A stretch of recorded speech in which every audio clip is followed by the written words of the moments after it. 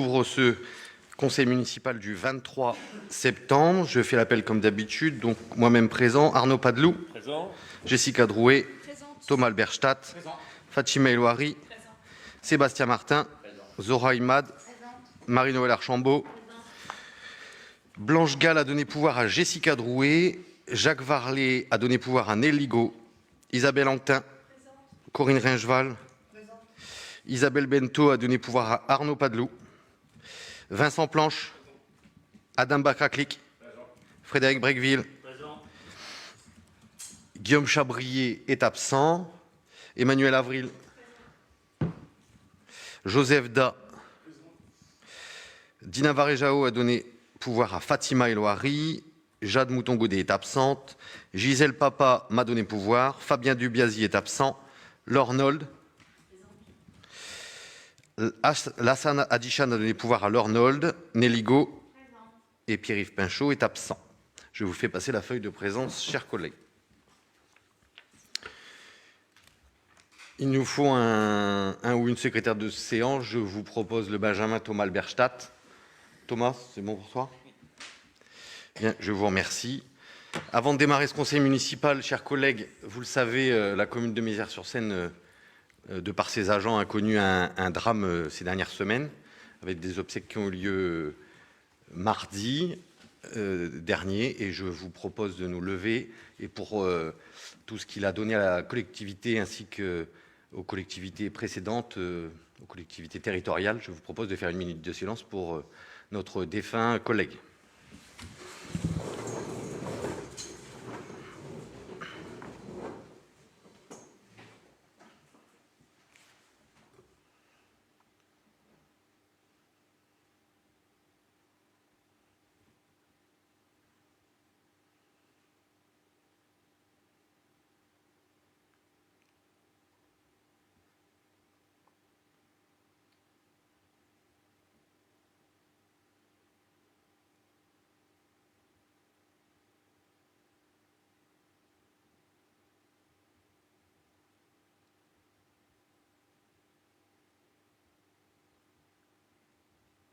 Je vous remercie.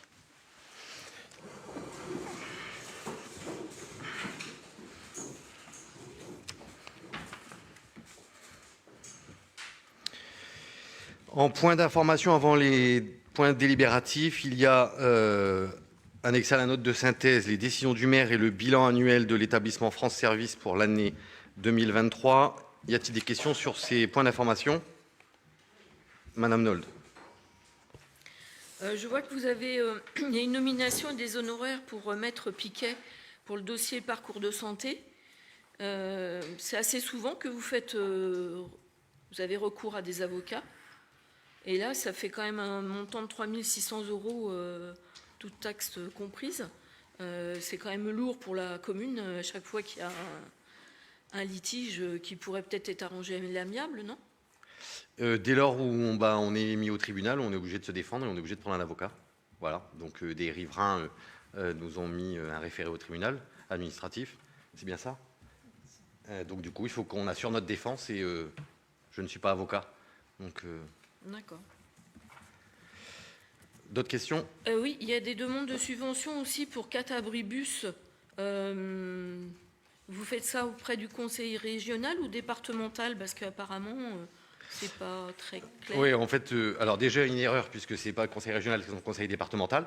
Mais dans le même temps, elle a été annulée étant donné qu'on a trouvé un accord amiable avec l'entreprise Cities Media. Alors vous le savez ou pas, mais jusqu'alors c'était la communauté urbaine Grand Paris Seine-et-Oise qui gérait tout ce qui était publicité sur notre commune.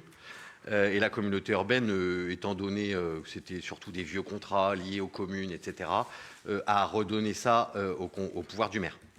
Et en bureau municipal, on a pris la décision de ne pas renouveler ces panneaux publicitaires, qui en plus la plupart du temps sont dans les abribus, donc on a des publicités parfois pas toujours adaptées à la jeunesse qui prend le bus. Puis on n'avait absolument rien à gagner à avoir ces panneaux publicitaires. Donc on a pris la décision de ne pas les renouveler. Donc Cities Media, qui avait le marché, qui a pris fin, est venu rechercher tous ces panneaux. Donc au bord de la départementale, il y en avait là-haut, il y en avait ici. Et il s'avère qu'en plus de ces panneaux à retirer, ils avaient financé les abribus. Donc un abribus, ça coûte assez cher. Et donc, ils devaient venir les retirer au mois de septembre en même temps qu'ils ont retiré les panneaux.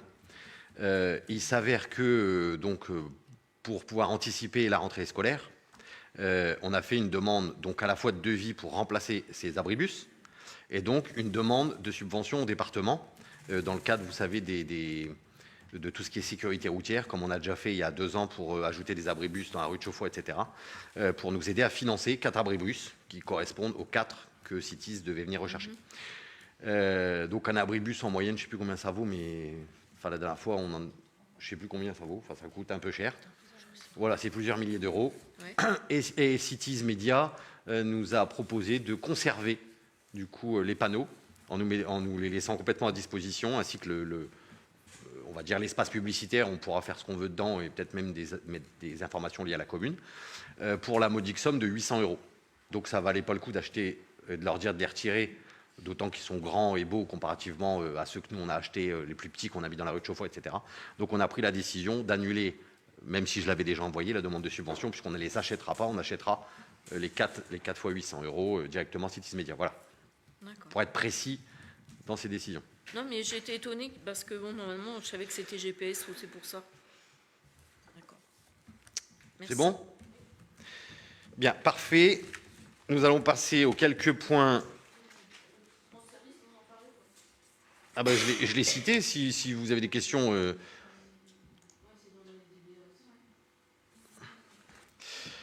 Alors, en point délibératif, le point numéro 1, il s'agit d'adopter le procès-verbal de la séance du 4 juillet. Y a-t-il des demandes de modification à ce procès-verbal ? Non, je mets aux voix. Qui est contre ? Qui s'abstient ? Unanimité, je vous remercie. Point suivant, il s'agit de l'approbation du compte-rendu annuel et financier de la ZAC des Fontaines, comme tous les ans. Madame Drouet, je vous laisse la parole. Merci, monsieur le maire. Bonsoir à tous. Excusez-moi.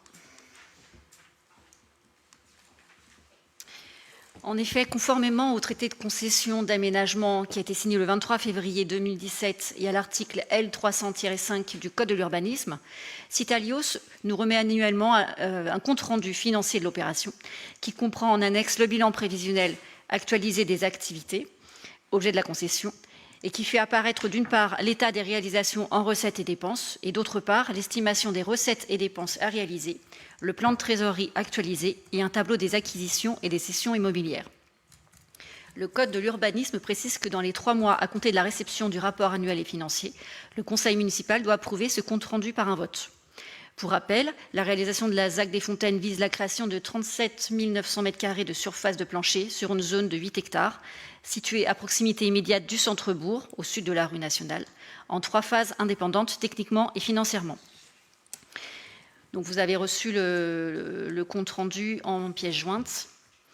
Considérant la nécessité d'approuver le compte-rendu annuel et financier 2023 conformément à l'article L300-5 du Code de l'urbanisme et au traité de concession d'aménagement, il est proposé aux membres du Conseil d'approuver ce compte-rendu produit par Citalios relatif à la ZAC des Fontaines, qui est annexé donc à la présente délibération. Merci Madame Drouet. Des questions ? Oui, Madame Nolde.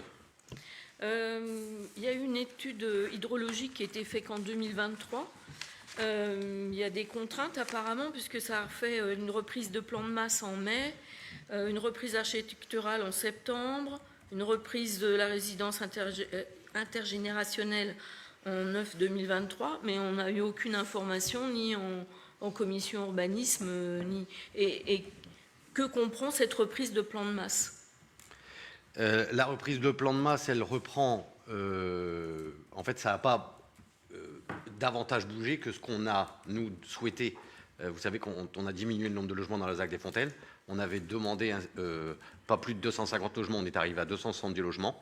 Et donc, du coup, on a enlevé tous les R+3 qui étaient prévus dans la ZAC des Fontaines au ras de la forêt. Et donc, du coup, depuis, il n'y a rien eu qui a été bougé. Mais il n'empêche que l'architecte et l'urbanisme en charge ont dû retravailler les plans, ont dû refaire valider des choses. Et aujourd'hui, on est toujours dans l'attente de l'aval de l'État avec toutes les études qui ont été lancées pour pouvoir mettre le premier coup de pioche dans la ZAC des Fontaines. D'accord. Moi, il y a autre chose aussi qui m'a surpris, c'est que il y avait des ventes de terrains à bâtir. Normalement, ça devait être bâti par le lotisseur et vendu après. Et là, stratégie commerciale, lot 1A5, 1A6, 1B2 et 2-2, constitués de terrains à bâtir qui devront être vendus par une agence immobilière locale. Ça m'a surpris, puisque normalement, tout devait être construit par le lotisseur. En fait, ça a été aussi une volonté de notre part, parce que c'est aussi une volonté des habitants, que dans cette ZAC des Fontaines, à la base, il était prévu à peine 10 maisons construites, et nous, on en a mis 30. Donc, il y en a. En fait, ce qu'on voulait, c'est que quand on rentre dans la ZAC des Fontaines, du côté de la rue de Chauffour, enfin, rue de Bellevue, ou quand on en sort du côté de rue Fontaine-Lubin, on rentre et on sort par des lotissements de maisons individuelles. Et on a du coup ajouté toutes ces maisons en lot à bâtir. Et comme c'est une grosse demande à Mézières, parce qu'il n'y a plus de terrain à bâtir, on a dit à l'aménageur, on souhaite que ces terrains, bien évidemment avec certaines règles de construction, on ne va pas y faire ce qu'on veut, pour que ça puisse être bien intégré, mais chaque personne pourra acheter son lot à bâtir en privilégiant la vente dans une agence immobilière de la commune. Et ils achèteront leur lot à bâtir et ils font construire leur maison dessus. Voilà, parce qu'il n'y en a plus à Mézières et on trouve ça bien que de ne pas laisser ça à un promoteur qui fera certainement des maisons comme on peut voir aujourd'hui, toutes collées, etc. L'idée, c'est qu'on ait vraiment des beaux pavillons sur des terrains qui feront 450-500 mètres carrés. Voilà. Donc chaque acheteur prendra le constructeur qui voudra. Exactement. D'accord. Comment ? Bien sûr, avec un cahier des charges, à la fois validé par l'aménageur, mais aussi validé par l'architecte des bâtiments de France. D'accord, mais bon, ça, on n'avait pas été mis au courant de... Vous le faites peut-être dans votre dossier, mais bon, nous, c'est des informations qu'on n'avait pas. Vous l'avez. Bah oui, mais il faut la... c'est qu'au dernier moment et au moment de la délibération, c'est des choses qui devraient être discutées en commission urbanisme. Je suis désolée. Enfin, déjà, vous n'étiez pas là, Madame Nolde. Et puis, si vous étiez là, vous auriez pu poser à ce moment-là les questions et je vous aurais répondu. Bah déjà, j'aurais pas eu le document parce qu'on les a jamais avant. Bah oui, non, mais on aurait pu vous répondre. Voilà. Oui, j'aurais pu m'informer et prévenir Monsieur le maire et vous fournir les documents nécessaires. Et non, mais on n'a jamais les documents avant la commission urbanisme, oui. Donc on ne peut rien préparer avant. Et en plus, désolé, j'ai plus la date. Surtout vu le nombre de pages. Mais en 2021, on a fait une réunion publique où tout ça a déjà été expliqué. Donc, que vous alliez vendre des terrains à bâtir. On l'a expliqué en réunion publique. Ça m'avait échappé complètement. Hein. On a expliqué en réunion publique qu'on rentrerait et qu'on sortirait dans la ZAC des Fontaines avec 30 lots à bâtir. Donc 15 de chaque côté. Bon, on est à deux. Qu'on a supprimé tous les R plus 3 plus Combe, qu'on ferait un parc naturel de 3 hectares. Tout a été expliqué en réunion publique en 2021, comme nous l'avions promis en 2020. Ouais, je me referai un retour. Voilà. Par contre aussi, c'est pareil, Citalios a demandé un appel à manifestation d'intérêt au territoire engagé pour le logement qui est lancé par l'État, c'est des subventions. Le dossier a été déposé et non retenu. Comment à la fin on arrive à boucler un budget avec des subventions qui n'arrivent pas en fait ? Aujourd'hui, ils bouclent leur budget comme ils l'ont bouclé. Aujourd'hui, le budget il est à l'équilibre. S'ils avaient réussi à avoir l'AMI, ils auraient certainement pu avoir un budget excédentaire. Parce que vous savez, dans le cadre d'une concession, si on a un budget excédentaire, on se le partage. Donc du coup, on aurait aimé qu'ils aient cette subvention d'État. Mais Citalios n'a pas été retenu. Voilà. D'accord. Donc, quand ils on ont voit essayé. Que l'équilibre financier peut être obtenu par l'augmentation du foncier, bon, ça, c'est toujours les mêmes qui payent, quoi. C'est ceux qui voudront venir vivre à Mézières-sur-Seine qui paieront ce que vaut Mézières-sur-Seine aujourd'hui. Aujourd'hui, quand vous achetez un terrain à bâtir, c'est pas gratuit à Mézières. Il y en a quelques-uns encore en vente, ça coûte cher. Donc, là, dans le business plan, je crois qu'il doit être à 180 000 € le terrain. C'est le prix. Aujourd'hui, il y en a à vendre à 180 000 € le terrain à bâtir. Il y en a qui se sont vendus rue Henri Bretonnet à 180 000 € le terrain à bâtir. C'est le prix. Donc, ne faites pas dire ce qui est faux. C'est le prix. Oui, mais là, c'est bien écrit que l'équilibre sera obtenu par l'augmentation du foncier. Donc, ça fait un peu réagir, quoi. L'augmentation du foncier, il est naturel, vu que Mézières-sur-Seine, aujourd'hui, et on peut en parler avec les agents immobiliers du coin. Aujourd'hui, Mézières-sur-Seine est très recherché. Donc, il y a eu une inflation naturelle du prix de l'immobilier à Mézières.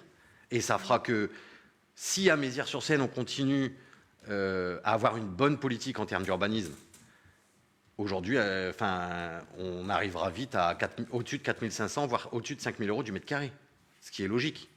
Parce que les gens veulent venir vivre dans des villes tranquilles où on construit pas à foison, où on fait attention, où on a des beaux équipements, où on a des bonnes écoles, c'est naturel. On verra ça à l'usage. Enfin, bon. D'autres questions? Je peux mettre aux voix? Je peux mettre aux voix? Bien, qui est contre ce compte-rendu annuel et financier de la ZAC des Fontaines? Donc les 4. Attendez, du coup, il y a Jacques Varlet, Lassana Adichan,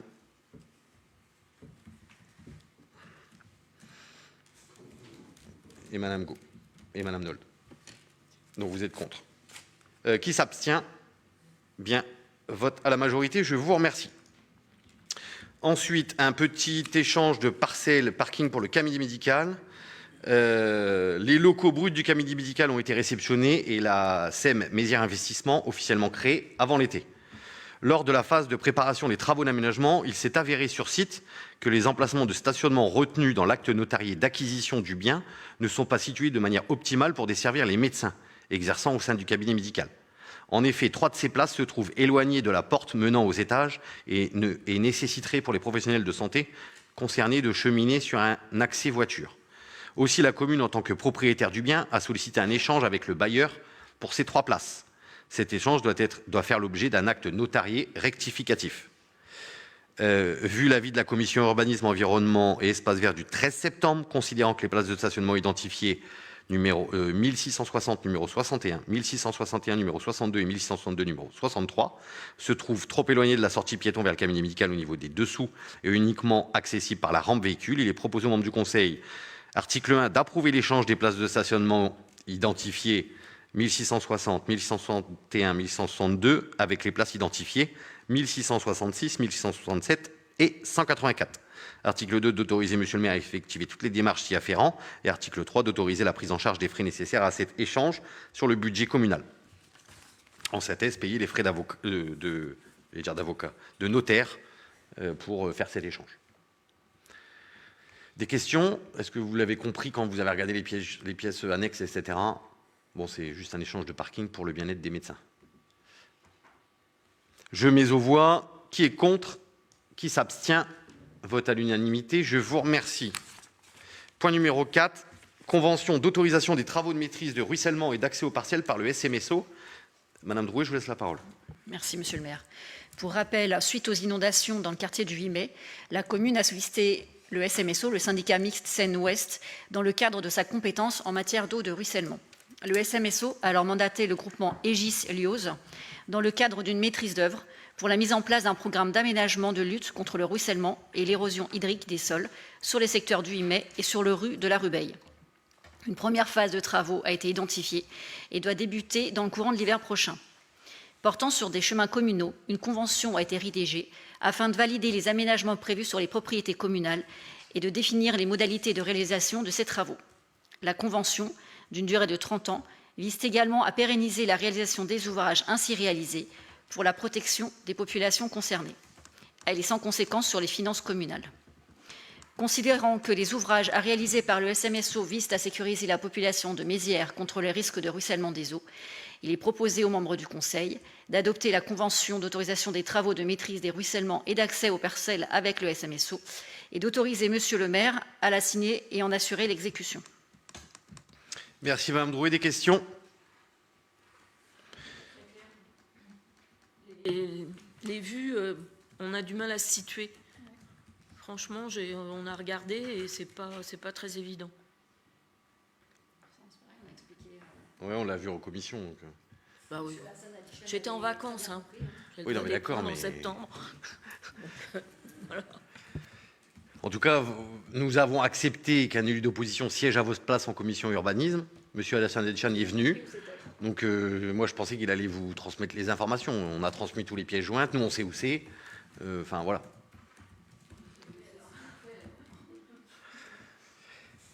Parfait. Je mets aux voix. Qui est contre? Qui s'abstient? Vote à l'unanimité. Je vous remercie et j'espère que les habitants du quartier du Fossé Ramé seront contents quand ils verront le démarrage des travaux. Dernier point, qui est une convention exceptionnelle avec l'AGSLM pour la mise à disposition d'un agent communal pour la section football. La section foot de l'AGSLM pâtit du départ d'encadrants bénévoles non remplacés. N'étant pas en mesure de prendre en charge les équipes de jeunes à la rentrée, elle nous a sollicité durant l'été. Après échange et réflexion, la mise à disposition temporaire pour l'année scolaire 2024-2025 d'animateurs diplômés est envisageable. Cette mise à disposition s'inscrit par ailleurs dans la volonté de développer le service de l'EJM, puisque les jeunes qui s'occuperaient au football sont dans la tranche d'âge de l'EJM, les 13, 14, 15 ans. Aussi, une convention a été rédigée pour arrêter les modalités de cette mise à disposition. Il est précisé que la JSLM devra prendre en charge le montant de la rémunération de l'animateur désigné.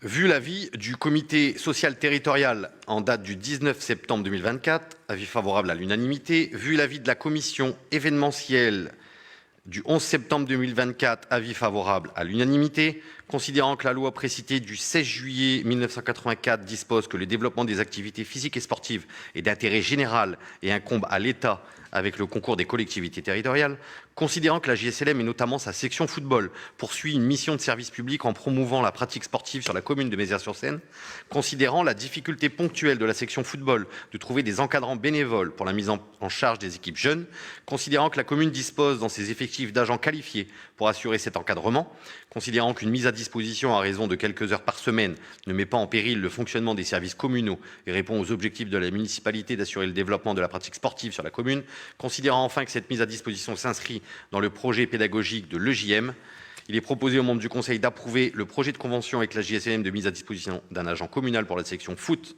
pour la section 2024-2025 et d'autoriser Monsieur le maire à la signer et en suivre l'exécution.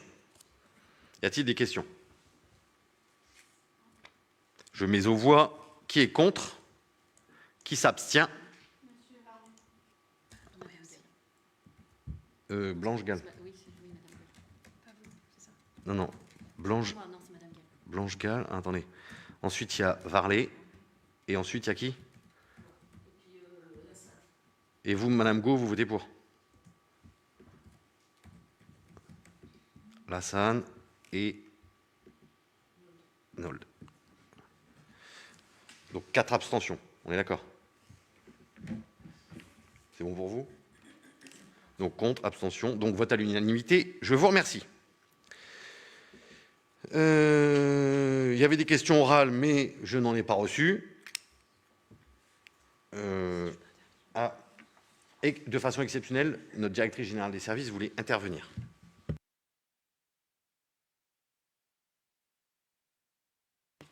Merci à vous.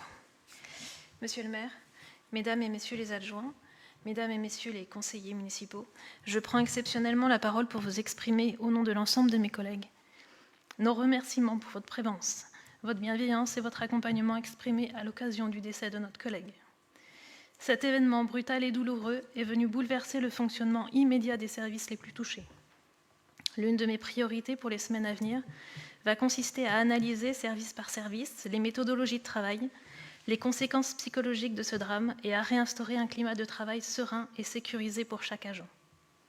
Je vous remercie de votre compréhension et tiens à vous assurer que les directeurs de service et moi-même allons œuvrer pour que ni la qualité de service, ni vos projets n'en soient impactés. Merci à vous. Merci Madame Goulan. Pour terminer, je voulais juste vous dire qu'il y a des manifestations, c'est dur du coup de prendre la parole après ça, mais vous dire qu'en octobre, il y aura des manifestations et je vous attends toutes et tous nombreux, même ceux qui nous regardent, pour Octobre Rose comme tous les ans. La fameuse marche, on fait aussi la ping party comme tous les ans. Le 19 octobre, il y a une soirée portugaise-brésilienne, donc il reste encore quelques places. Et puis, vous le dire aussi, la commémoration du 11 novembre, qui sera une année exceptionnelle de par son anniversaire, mais parce que aussi, le 11 novembre, nous aurons la visite de la maire d'Užice, qui vient de Serbie, avec une délégation, puisque je vous le rappelle, Užice, enfin en tout cas la Serbie, est un pays ami, dont 1000 hommes pendant la Première Guerre mondiale ont traversé l'Europe à pied pour mourir à Verdun. Et donc la maire d'Užice sera là le 11 novembre, donc on vous attend nombreux aussi pour cette commémoration. Je vous remercie toutes et tous. Pardon. Le changement de collecte aussi. Ah bah ça, je te laisse la parole. J'en profite profite aussi, si vous m'entendez, bonsoir à tous, pour rappeler, parce que vous l'avez peut-être vu passer rapidement dans le magazine, il y a un changement majeur de la collecte à partir du 1er octobre. Donc on va communiquer massivement, hein, c'est passé dans le magazine, sur les réseaux sociaux, mais parlez-en à vos voisins, parce que c'est toujours désagréable de voir que sa poubelle n'est pas ramassée ou ainsi de suite. Donc le rythme change, les ramassages ne se passeront que les lundis, les rythmes seront indiqués sur le site web, sur l'appli, ILIWAP. Et la bonne nouvelle, si vous ne l'avez pas fait, commandez des bacs pour le ramassage des déchets verts, des déchets végétaux, parce que ça y est, ça démarre et la collecte commence là sur octobre. Voilà. Merci à tous. Merci à tous. Le conseil municipal est clos.